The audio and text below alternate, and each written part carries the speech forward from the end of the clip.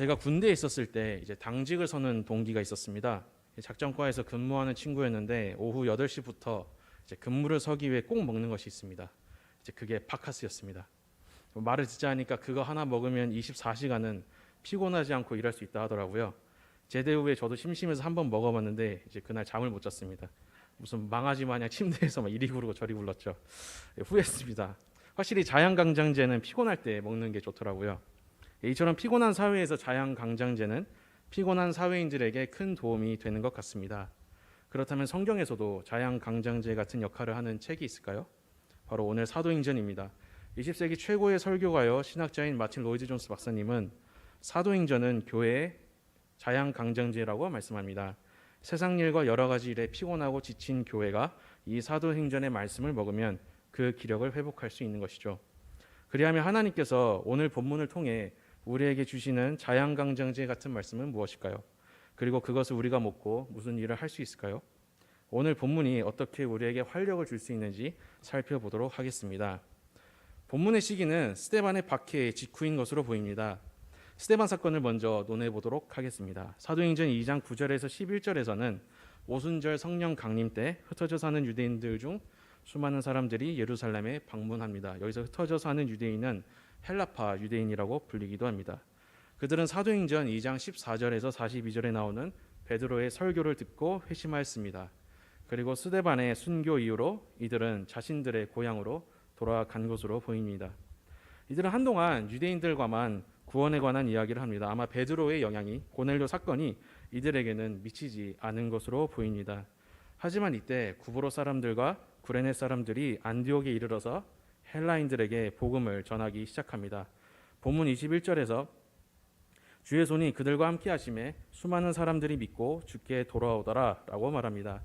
한 학자의 말에 따르면 베드로와 고넬료 사건을 알지도 못하는 이들이 이방인들에게 복음을 전하는 것은 우연이라고 할 만큼 가능성이 낮은 이야기입니다.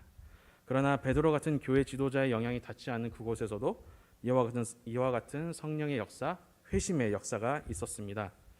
이 소문을 예루살렘 교회가 듣고 바나바를 안디옥으로 보냅니다. 그리고 바나바의 중요한 행동이 나옵니다. 26절에서 바울과 바나바가 교회에 1년간 모여 있어 큰 무리를 가르쳤다고 합니다. 이때 가르침은 설교와 성경 교육을 의미합니다. 여기서 알 수 있는 사실은 큰 무리가 배우러 왔다는 것이죠. 이처럼 안디옥 교회의 성장과 부흥에는 두 가지 이유가 있습니다. 첫 번째로 바울과 바나바 같은 사역자가 성경을 가르치는 데 전념하였다는 것입니다. 두 번째는 안디옥에 있는 그리스도인들이 성경을 배우는 데 전념했다는 것이죠. 그 결과 안디옥 교회는 부흥할 수 있었습니다. 안디옥 교회를 향한 바나바와 예루살렘 교회의 기쁨과 환호는 한반도에도 있었습니다. 여러분들 조선의 교회가 어떻게 형성되었는지 아십니까? 1636년 병자호란 이후로 청나라의 문물이 조선으로 흘러 들어오기 시작했습니다. 그때 어떤 청나라 사신이 조선의 역관에게 천주학이라는 오늘날 사복음서를 선물로 줍니다. 그리고 그 역관은 사복음서를 주위 선비들과 공유하게 되죠. 그때 어떤 선비들은 사복음서를 읽으면서 하나님을 믿게 되었습니다. 그리고 그러한 사람들끼리 모여서 신앙 공동체를 형성하게 되었죠. 교회 지도자의 도움 없이 말입니다. 성경을 연구하면서 이들은 사제의 필요성을 알게 되었고 로마 교황에게 사제를 보내달라는 서신까지 보냅니다. 그 소식을 들었던 북경의 주교였던 구베아와 사제들은 경악했다고 합니다. 그 소식을 들었던 이들에 대해서 이렇게 기록되어 있습니다. 어떤 사제도 일찍이 예수 그리스도의 이름을 전파한 일이 없는 나라에서 와서 그 나라의 신앙이 얼마나 기묘하게 보급되었는지를 설명하는 이 천주교인의 존재는 선교사들과 특히 구베아 주교에게 가장 즐거운 광경이었다. 여러분들 조선에서 이런 기적이 일어났던 것이죠. 어떻게 이런 일이 가능했겠습니까? 바로 성령의 역사였습니다. 그러나 조선교회의 역사는 여기서 끝나지 않습니다. 사도행전 11장 23절에서 바나바가 안디옥 교인들을 권면합니다. 이는 위로를 의미합니다. 역사가들의 말에 따르면 당시 안디옥에는 유대인들과 비유대인들 사이에 큰 갈등이 있었고 5만 명의 유대인들이 학살당하게 됩니다. 그 절망과 두려움 가운데 바나바는 안디옥 교인들에게 주님 안에서 신앙이 굳건하기를 권면한 것이죠. 그리고 안디옥 교인들은 그 권면에 반응해서 사도들의 가르침을 받는데 전념하게 됩니다. 성경을 철저히 공부하기 시작한 것이죠. 이와 같은 일이 조선에도 있었습니다. 1905년 일제와의 의사조약 이후로 민중들이 절망에 빠졌습니다. 조선교회는 민중들의 절망을 달래기 위해서 성경 공부를 강행합니다. 그때 많은 무리들이 크고 작은 모임으로 성경 공부를 하였죠. 그들은 하나님을 알기를 원했고 성경 말씀을 깨닫기를 간절히 사모하였습니다. 그리고 그러한 일은 몇 년 뒤에 일어날 평양 대부흥운동의 기틀이 되었습니다. 이러한 일들에서 우리가 배울 수 있는 것이 있습니다. 복음을 전하는 것은 성령의 일하심 없이는 불가능합니다. 반대로 성령의 일하심이 있다면 어떤 방해와 부족함이 있어도 복음을 전할 수 있습니다. 더하여 성령의 역사에 반응하는 성도들은 이렇게 성경과 하나님을 알기를 갈망합니다. 성령의 일하심과 성도의 갈망함이 있을 때 비로소 교회의 성장과 부흥이 예열되는 것이죠. 루터는 이처럼 성경을 아는 것이 곧 하나님을 아는 것이라고 말합니다. 또한 유대인들은 성경을 공부하는 것이 최고의 예배라고까지 말합니다. 그들은 언제나 어디서나 말씀을 가지고 토론하고 공부하며 살았습니다. 그리하여 남녀노소 모두가 성경을 알지 못하는 경우들은 거의 없었습니다. 교회는 그리스도의 학교라는 말이 있습니다. 이처럼 성도들은 다른 모든 것보다 그리스도 배우기를 갈망해야 합니다. 그때 우리는 교회의 회복을 준비할 수 있습니다. 그리고 주님의 부흥을 받아들일 준비를 할 수 있습니다. 오늘날에 이러한 교훈을 실천하기 위해 수많은 컨텐츠들이 있습니다. 큐티, 성경교재, 세미나, 성경 골든벨, 수련회, 사경회 같은 것이 있겠죠. 그런데 오늘 본문에 나오는 가르침은 아주 기본적인 것입니다. 본문 20절에는 이들이 전한 것은 예수는 주였습니다. 이게 전부였습니다. 예수는 주. 이것은 우리가 찬송을 부를 때 즐겨 쓰이는 문구기도 하죠. 예수는 주, 예수는 그리스도. 이거 맞나요? 예, 제가 좀 좋아하는 찬송이긴 한데 여기에는 더 깊은 의미가 있습니다. 한 학자의 말에 따르면 예수는 주는 복음과 성경의 타이틀, 그러니까 표제입니다. 고려신학대학원 교의학 전공이신 김지훈 교수님의 말씀에 따르면 예수는 주라는 문장은 성경을 한 문장으로 함축시킨 것이라고 합니다. 그렇다면 복음의 또 다른 제목, 그러니까 부제가 또 있을 수 있을까요? 또 다른 교의학 교수님이신 신호석 교수님의 말씀에 따르면 로마서 11장 36절, 이는 만물이 주에게서 나오고 주로 말미암고 주에게로 돌아감이라 그에게 영광이 세세 있을지어다 아멘 이라는 이 구절이 성경 전체의 핵심이라고 말씀하십니다. 이 두 문장의 말로 성경의 중심과 핵심입니다. 우리는 이 두 문장을 일상에서 밤이나 낮이나 묵상할 수 있습니다. 성경과 설교를 통해서 예수님이 교회와 우주와 나의 삶의 주님이심을 믿으십니까? 우리가 일상에 마주한 모든 것, 온 나라와 지구와 우주에서 일어나는 그 모든 일이 주 예수에게서 나오고 주 예수로 말미암고 주 예수에게로 돌아감을 믿으십니까? 이것을 삶 속에서 배워 가십니까? 더욱 그러시기를 갈망하십니까? 그렇게 우리의 모든 삶 속에서 예수님을 주님이시라고 모두에게 고백할 수 있습니까? 우리 모두가 성경을 그렇게 알기를 갈망합니다. 우리 모두 이런 성도들이 되기를 원합니다. 그러면 우리의 영혼과 신앙이 마치 자양강장제를 먹은 사람처럼 지치지 않고 피곤하지 않고 주님의 길을 걸어갈 수 있습니다. 여러분 혹시 여기까지 좋은데 이런 기도 해보셨습니까? 주님, 제가 주님을 위해 헌신하겠습니다. 사람을 좀 붙여주십시오. 근데 저 사람은 좀 빼고요. 저 사람은 좀 이상하거든요. 사실 이거는 제가 사역하기 전에 좀 교회분들과 갈등이 있었을 때 했던 기도 내용이기도 합니다. 워낙 좀 사람하고 많이 부딪히다 보니까 저 사람 같은 사람은 같이 일 안 하고 좀 기왕이면 나랑 맞는 사람이랑 일하고 싶네요 라고 얘기를 했는데 알고 보니까 그 이상한 사람이 저인 경우가 꽤 많았던 것 같습니다. 여하튼 이런 경우는 사도행전에도 있었습니다. 본문 13장 1절에서 3절에는 안디옥 교회에 있는 선지자들과 교사들의 조직도를 소개합니다. 이 조직도는 참으로 독특합니다. 안디옥 교회가 다문화 교회라는 것을 보여주는 것이기는 한데 좀 위화감이 있습니다. 바나바는 괜찮습니다. 헬라파 유대인으로 선하고 좋은 사람이니까요. 그런데 이제 구레네 출신 루기오가 나옵니다. 구레네는 정치 집단인 시카리당의 활동지입니다. 이 스페인어 시카리오는 이제 암살자를 뜻하는데 그 어원이 되죠. 시카리는 단도를 뜻하는데요. 시카리당은 소매에 단도, 그러니까 무기를 감추고 예루살렘에 잠입해서 로마를 따르는 유대인들을 암살하는 것이 주 업무였습니다. 게다가 그 스데반 집사를 죽이는데 많이 일조한 사람들이 이 구레네 출신 유대인들이었습니다. 결정적으로 시카리당이 가장 혐오하는 사람은 분봉왕 헤롯인데 본문 보면 그 헤롯의 젖동생 친인척인 마나엔이 여기에 있었습니다. 뭐랄까요, 여러분들? 다문화 교회 세웁시다 했는데 우크라이나 전쟁 난 이후로 러시아 사람과 우크라이나 사람을 세운 거랑 마찬가지인 거죠. 불편합니다. 솔직히 이걸 보면 전 좀 신기가 불편합니다. 근데 또 뜬금없이 니게르라고 불리우는 시므온이 나옵니다. 니게르는 흑인을 의미하는 이제 니거의 어원이기도 하죠. 그러니까 러시아 사람, 우크라이나 사람을 세웠는데 갑자기 콩고 사람을 세운 거죠. 뭐 전혀 조화가 되지 않는 조직도입니다. 무슨 기준으로 세웠는지 솔직히 잘 모르겠습니다. 하지만 11장 26절에는 이들은 그리스도인이라고 불리우죠.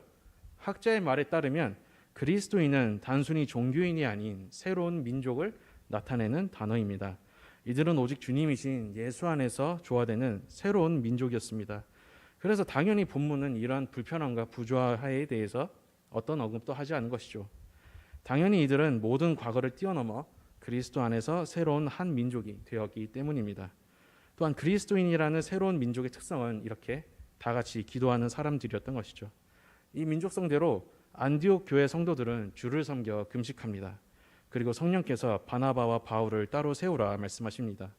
이에 안디옥 교회 지도자들은 금식하며 기도하고 두 사람에게 안수하여 이방 선교를 파송합니다. 자, 이제 이 바울에 한번 주목해 보도록 하겠습니다. 바울은 기도로 세워진 사람이었습니다. 오늘날에는 과학으로 인하여 기도의 능력에 대해 많은 회의감을 가지는 경우들이 있습니다. 이제 리차드 도킨슨 같은 사람들은 그의 책인 만들어진 신에서 기도 응답에 대한 과학 실험을 언급합니다. 그 실험에서 기도의 능력이 과학적으로는 당연히 증명되지 않았겠죠. 다만 그는 그 결과를 가지고 기도의 능력은 허구라고 결론 내렸습니다. 하지만 믿음의 선배들이 공통적으로 하는 말이 있습니다. 기도의 능력은 살아있다는 것입니다. 무엇보다 이 사실은 성경이 증명합니다. 우리가 알다시피 바울은 에베소 교회에서 병을 고치기도 하고 귀신을 쫓아내기도 합니다.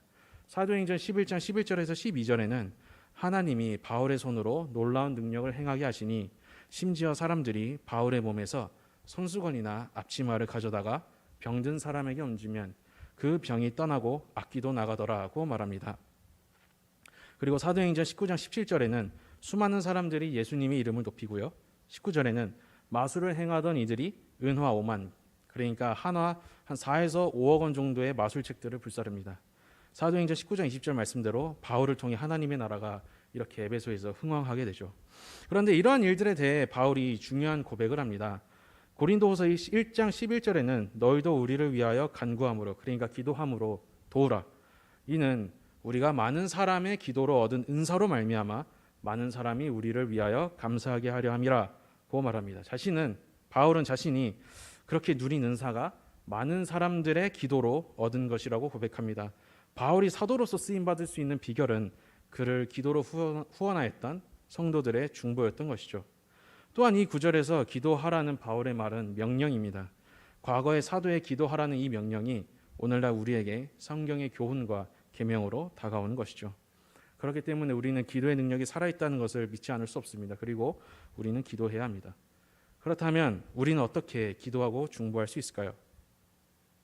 최근에 한 목사님이 신대원의 세미나를 오게 되었습니다.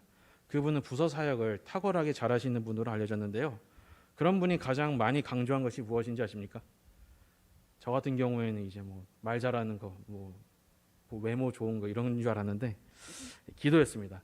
그분은 처음 사역지를 배정받았을 때 하루에 5시간에서 6시간을 기도로 보내셨다고 합니다. 그런 기도 생활 가운데 1시간 걸릴 일을 10분에 끝내기도 했다고 합니다. 또 평소에 기도를 열심히 하시는 교사 한 분이 여러 명이 해야 할 일을 홀로 깔끔하게 다 처리했다고도 합니다. 기도의 능력을 아시는 그 목사님은 부서의 교사분들을 위해 교사 기도회를 부서 예배 시작하기 전에 드리고 시작한다고 합니다. 회의 시간보다 기도의 시간을 더욱 확보하셨다고 말씀하죠. 그리고 부서가 살아났고 아이들이 몰려왔다고 합니다. 이것이 그분의 사역의 비결이었습니다. 만나교회 김병삼 목사님께서는 설교 시간에 회의가 길어지면 시험이 찾아오고 기도가 길어지면 은혜가 찾아온다고 말씀하셨습니다. 여러분들 공감 가시나요? 저는 무지하게 공감이 갑니다. 왜냐하면 제 교회 섬기면서 아주 중요한 가르침이라고 이제 인정할 수밖에 없는 게, 제가 이제 이전에 사역지에서 초등부 사역을 했는데요. 여름 성경학교를 준비하면서 이제 회의가 길어졌습니다. 그리고 나서부터 교사분들 중에 많은 분들이 이제 점점 시험에 드시더라고요. 특히 제일 열심히 일한 이제 부장 집사님께서 가장 시험에 빠져서요. 저와 한 달 동안 갈등을 벌이기도 했습니다. 자, 많이 힘들었죠. 솔직히 진짜 죽는 줄 알았습니다. 그러한 경험을 한 뒤로 저는 회의보다는 중요한 것이 기도회라는 것에 일말의 의심이 없게 되었습니다. 더하여 중보는 교회 일에서만 효력을 발휘하는 것이 아닙니다. 가정과 성도, 개인의 일에도 효력이 있습니다. 여러분들 기독교 영화 중에 워룸이라는 영화가 있습니다. 그러니까 전쟁 워, 방, 룸 이렇게 되어 있는데 거기에는 이제 부부 사이가 좋지 않은 젊은 여신도가 있습니다. 어느 날 이제 그녀는 자신의 남편이 바람을 피우기 직전이라는 것을 알게 됩니다. 이제 어찌할 바를 몰라 눈물만 흘리고 있었는데 마침 옆집에 살고 있는 나이든 이제 여신도분과 대화를 하게 되는데요. 그 나이든 여신도는 기도에 아주 능통한 사람이었습니다. 그녀는 젊은 여신도의 대화를 듣고 자신의 기도 생활을 알려줍니다. 그 뒤로 여신도는 집에서 기도하는 방을 따로 만들고 거기서 말씀을 가지고 기도합니다. 그리고 기도한 대로 말씀을 실천하죠. 남편은 이전과 다르게 더 잘 대해주기도 하고요. 얼마 가지 않아서 그 기도 응답대로 남편은 내은녀와 잠자리를 위한 식사 자리에서 소화 불량에 걸리게 되고 그 자리가 파토나게 됩니다. 그리고 집에 들어와 잠을 청하는데 자신의 가족들이 눈앞에서 죽는 악몽을 꾸게 되죠. 그리고 이 모든 일이 자신의 죄 때문이라고 생각하게 됩니다. 그는 자신의 아내에게 용서를 구하고요. 아내는 기도한 말씀대로 남편을 용서하게 됩니다. 그리고 남편은 변화되어 신실한 가장이 됩니다. 이러한 일은 영화에서만 일어나는 것은 아닙니다. 제가 들었던 어떤 여 집사님의 이야기입니다. 저는 그분을 모릅니다. 저도 진짜 그냥 들은 이야기인데 그분도 이제 남편의 바람기 때문에 좀 고생을 했다고 합니다. 그것을 한 교회 분들이 여 집사님의 집에 모여 다 같이 그 남편분을 위해 중보하였다고 합니다. 딱 그 시간에 이제 모텔에서 남편이 내연녀와 같이 있었는데 이제 흔한 말로 이제 놀라 자빠진 거죠. 왜 그런가 하고 봤더니 그 내연녀가 사람 크기만한 뱀으로 보였다고 합니다. 깜짝 놀란 남편이 내연녀를 버리고 도망쳤고 그 경험 때문이지 다시는 바람을 피지 않았다고 하죠. 이처럼 서로 모여 서로의 문제를 위해 기도하는 교회는 하나님의 주대심, 하나님의 선하심을 경험하게 되어 있습니다. 그러므로 성도 여러분들, 우리는 기도의 끈을 놓아서는 안 될 것입니다. 또 그리고 오늘 한 가지 강조할 것이 있습니다.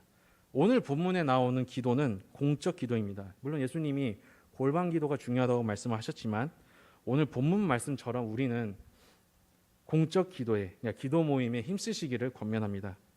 그리고 기도의 깊은 곳으로 들어가 기도의 역사를 더 깊이 체험하시기를 기도합시다. 네, 오늘 설교를 간추리겠습니다. 첫째로 예수는 주라는 것을 자신의 모든 삶 속에서 더욱 배우기를 갈망한 성도들이 신앙의 회복과 부흥을 경험했습니다. 그렇기에 우리는 우리의 모든 삶 속에서 예수님이 주님이시라는 것을 더욱 알기를 갈망하고 힘써야 합니다. 두 번째로 교회와 사역자와 성도는 기도를 먹고 삽니다. 우리 모두 기도의 자리를 가볍게 여겨서는 안 될 것입니다. 오늘 본문이 그렇게 가르치고 있기 때문입니다. 기도의 자리를 차별하지 않고 항상 기도하는 성도가 되기를 원합니다. 그럴 때 우리는 기도의 역사를 예수님의 주되심을 더욱 깊이 경험할 줄로 믿습니다. 그리하여 지치지 않고 주님의 길을 걸어가는 성도들이 되기를 소망합니다. 우리 모두 이러한 성도들이 될 수 있도록 기도합시다.